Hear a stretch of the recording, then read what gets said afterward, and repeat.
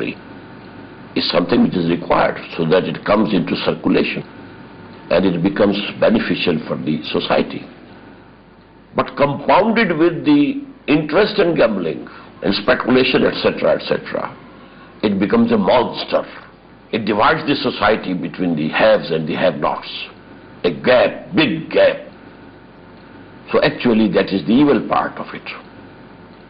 Communism, on the other hand, was the antithesis to this capitalism.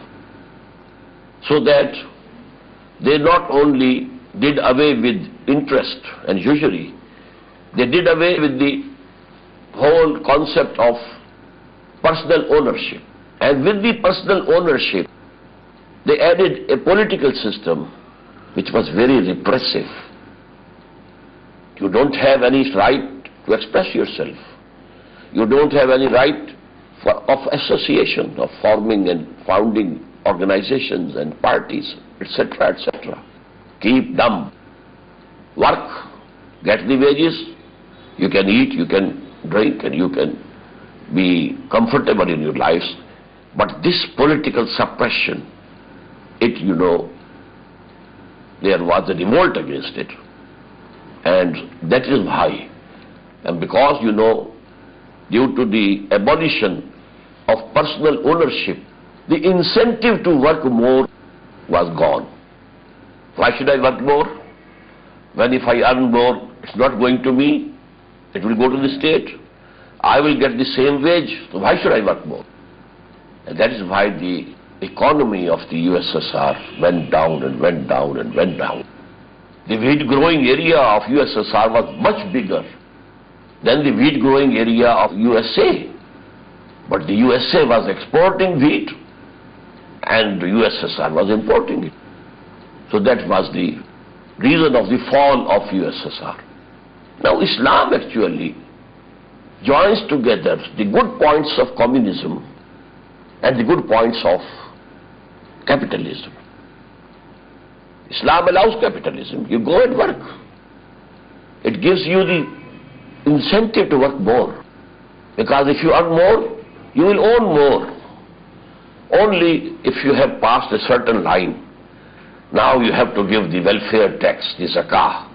So this becomes socialism.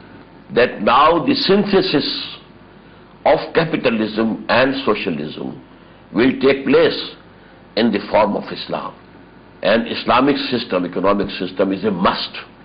Humanity is going towards it because the social justice, especially the economic justice among people, cannot be achieved. The West has achieved capitalism at the cost of equality. There is freedom, but at the cost of equality. And communism was, so to say, equality, but at the cost of freedom. So to join together, there must be freedom also and equality also. So this is actually the main theme of the Islamic economic system.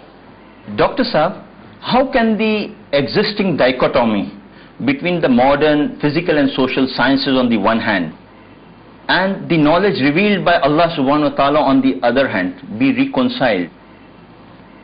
It needs the establishment of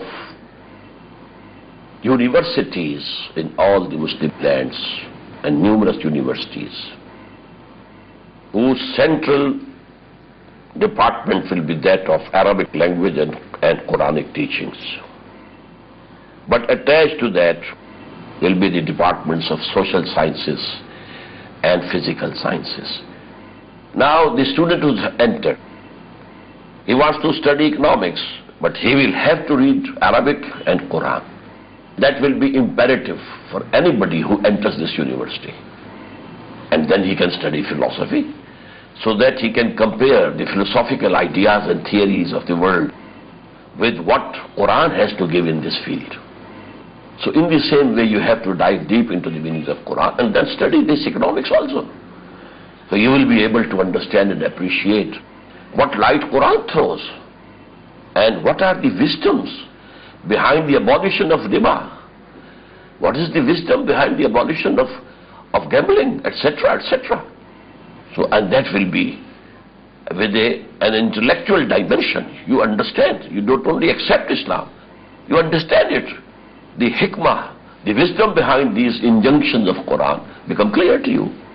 So unless such universities are established in Muslim countries, this dichotomy cannot be removed. Dr. Saab, finally, what would be your message priority-wise in the current context for Muslims, especially for Muslims in the Indian context?